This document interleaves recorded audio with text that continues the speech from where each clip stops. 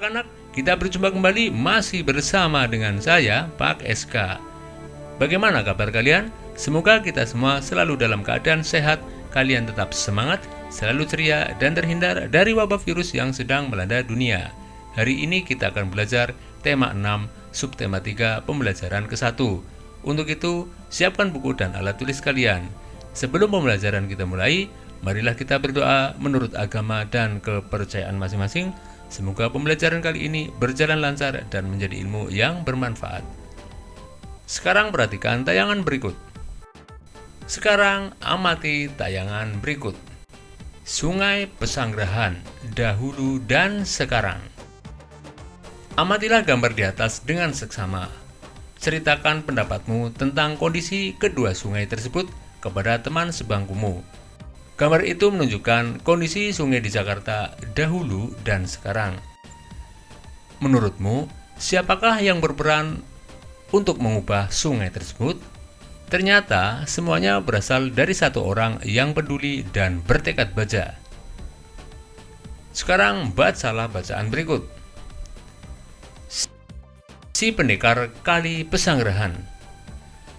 Keinginan untuk kembali melihat Kali Pesanggerahan di Jakarta yang bersih membuat Haji Khairuddin atau yang dikenal dengan Bang Idin berpetualang menyisiri bantaran sungai tersebut. Kali Pesanggerahan yang dulunya tempat ia bermain air bersama teman-temannya telah berubah menjadi kali yang kotor, penuh sampah, berwarna hitam dan bau. Dengan berbekal golok dan tekad yang besar, ia mulai menyusuri bantaran sungai itu untuk melihat tingkat kerusakannya. Ia pun mulai membersihkan sampah-sampah yang menutupi sungai tersebut. Banyak anggota masyarakat yang menentangnya karena dianggap sebagai perusuh. Kegiatannya banyak terhalang justru oleh masyarakat sekitar sungai yang tidak memahami tujuan kegiatannya. Akan tetapi, ia tidak marah. Baginya, untuk menyadarkan orang lain tidak perlu membalasnya dengan kekerasan. Ia melakukan berbagai cara untuk membuat masyarakat sekitar sungai sadar pentingnya merawat sungai sebagai sumber daya alam mereka. Akhirnya, berkat kesabaran dan tekad kuat, lambat laun kesadaran masyarakat mulai tumbuh. Bang Idin kemudian juga mengajak teman-temannya sesama petani penggarap untuk mengikuti langkahnya. Kini mereka berhasil menanam 40 ribuan pohon produktif di sepanjang bantaran kali. Burung-burung yang dulunya pergi akhirnya kembali. Mata air yang dulu tertutup sampah kembali hidup. Air Kali Pesanggerahan kini sudah normal kembali. Ikan-ikan bisa hidup dan berkembang biak. Sepanjang tepian Kali Pesanggerahan menjadi hijau. Burung-burung berkicau setiap hari. Bahkan burung cakakak yang bersarang di tanah dan sudah jarang ditemui di wilayah lain di Jakarta, kini juga bisa ditemukan. Pohon-pohon yang mulai langka di Jakarta dapat dijumpai di sini. Belum lagi tanaman obat yang jumlahnya mencapai 142 jenis. Di balik sikap kerasnya, pria kelahiran 13 April 1956 ini ingin membuktikan hanya orang yang benar-benar memahami alam yang dapat menyelamatkannya. Di tangan Bang Idin, Kali Pesanggerahan yang kotor dengan bantaran yang tak terurus berubah menjadi lahan produktif dan alami. Berdasarkan bacaan tersebut, lakukanlah kegiatan berikut ini. Lengkapilah diagram berikut ini berdasarkan bacaan tersebut.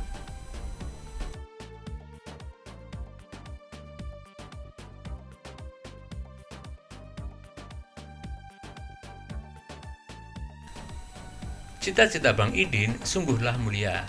Usaha dan kerja keras telah dilakukan untuk mewujudkan mimpinya yang dapat memberikan manfaat yang besar kepada masyarakat di sekitarnya. Ada banyak orang seperti Bang Idin yang bercita-cita untuk selalu menjaga dan melestarikan alam sekitarnya. Berikut ini adalah sebuah puisi untuk para pelestari lingkungan Indonesia.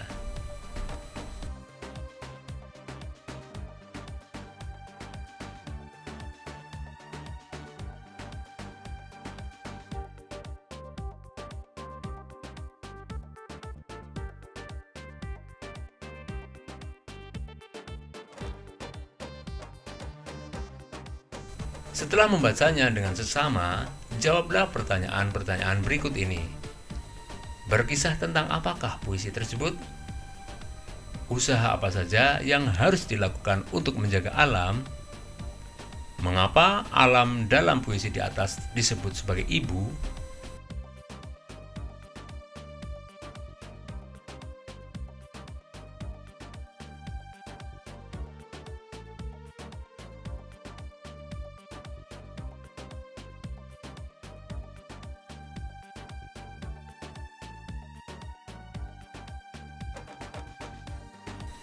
Anak-anak, tahukah kamu, deklamasi merupakan salah satu cara membacakan puisi tanpa menggunakan teks puisi. Biasanya, orang yang mendeklamasikan puisi harus menghafalnya terlebih dahulu. Membaca puisi memerlukan pelafalan yang jelas dan intonasi yang tepat. Selain itu, pemenggalan kalimat juga harus diperhatikan. Dengan demikian, puisi tersebut akan enak didengar dan mudah dipahami isinya.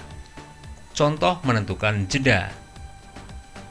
Kau adalah para penyelamat negeri. Catatan, garis miring 1 berhenti sebentar untuk bernapas, biasanya pada koma atau di tengah baris. Garis miring 2 berhenti agak lama, biasanya koma di akhir baris yang masih berhubungan dengan baris berikutnya. Garis miring 3 berhenti lama sekali, biasanya pada titik baris terakhir atau pada akhir puisi. Sekarang bacalah kembali puisi Penjaga Alamku. Berilah tanda jeda pada bagian-bagian yang diperlukan. Latihlah kembali cara membacanya dengan menggunakan tanda jeda yang kamu buat. Jika kurang tepat, kamu dapat memindahkan tanda jeda tersebut. Hafalkan dan deklamasikan puisi tersebut. Kali ini, minta teman sebangkumu untuk memperhatikan tanda jedanya pada saat kamu mendeklamasikannya.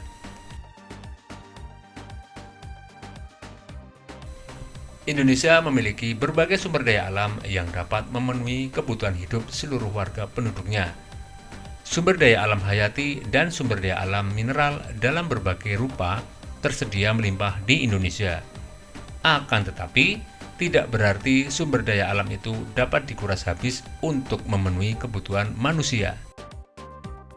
Sumber daya alam mineral merupakan sumber daya alam yang tidak dapat diperbaharui. Jenis sumber daya alam tersebut memerlukan waktu yang sangat lama dalam pembentukannya. Waktunya tidak sebanding dengan cepatnya sumber daya alam itu digunakan untuk kebutuhan hidup manusia. Sumber daya alam mineral yang dimaksud berupa batuan dan bahan tambang. Batuan dapat berupa pasir, tanah liat, dan semen. Bahan tambang berupa emas, besi, batu bara, dan minyak bumi. Sumber daya alam hayati berupa tumbuhan dan hewan yang menjadi sumber makanan manusia. Selain itu, tumbuhan dan hewan berperan untuk menjaga keseimbangan alam. Bencana alam yang terjadi salah satunya karena keseimbangan alam terganggu. Banjir di Jakarta karena sungai-sungai yang tidak dipelihara dan dijadikan tempat pembuangan sampah. Hal ini menyebabkan kerugian yang sangat besar, baik bagi manusia maupun bagi makhluk hidup lainnya. Alam dan sumber daya alam memang harus dijaga agar lestari. Semua orang dapat melakukan sesuatu untuk menjaga dan memeliharanya. Jika alam rusak, manusia dan makhluk hidup lainnya akan kehilangan tempat tinggal dan sumber kehidupan. Oleh karenanya, manusia harus berusaha menjaganya. Salah satunya adalah dengan mengampanyekan usaha sederhana memelihara lingkungan melalui poster. Buatlah sebuah poster dengan memilih salah satu dari dua tema berikut. Yang pertama, pentingnya melestarikan sumber daya alam hayati yang berupa tumbuhan. Yang kedua, pentingnya melestarikan sumber daya alam hayati yang berupa hewan. Bersama dengan teman kelompokmu, lakukanlah kegiatan berikut. Pilihlah salah satu tema yang tersedia. Carilah beberapa informasi tentang pentingnya sumber daya alam tersebut dengan menggunakan beberapa pertanyaan berikut. Bagaimana manusia dan makhluk hidup lainnya memanfaatkan sumber daya alam tersebut? Mengapa sumber daya alam tersebut harus dilestarikan? Akibat apa sajakah yang akan timbul jika sumber daya alam tersebut tidak dilestarikan? Buatlah sebuah peta pikiran untuk menjawab pertanyaan tersebut. Rancanglah sebuah poster untuk menyampaikan pesanmu pada buku tulismu. Tuliskan kalimat yang mewakili pesan yang hendak kamu sampaikan. Rancanglah sebuah gambar yang akan mendukung isi pesanmu. Gunakan kertas A3 untuk mulai memindahkan gagasanmu dari buku tulis ke kertas poster tersebut. Gunakan pensil warna untuk mempertegas pesan yang disampaikan. Bermainlah dengan paduan warna yang baik untuk memperkuat pesanmu. Lihatlah contoh poster di bawah ini untuk membantumu.